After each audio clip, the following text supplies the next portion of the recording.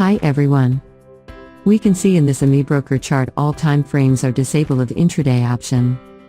In this video we will learn how to fix them. So let's get started. First, click on the files at top right corner.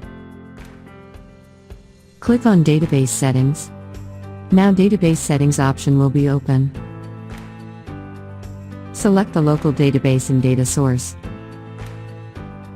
Next, click on Enable Recommended in the local data storage. Keep 50,000 number of bars. Select 1 minute in base time interval. Then click on Intraday Settings. Kindly select Allow Mixed EOD/Intraday Data. Click on OK. And OK. To check the time frame, right-click on Chart and select Intraday. Now you can see intraday time frame are enabled.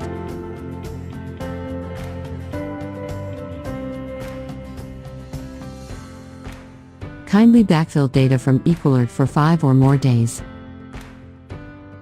Now intraday data is visible. Hope your all doubts will be clear from this video. If you like this video, kindly like, share and subscribe to our channel. Thank you.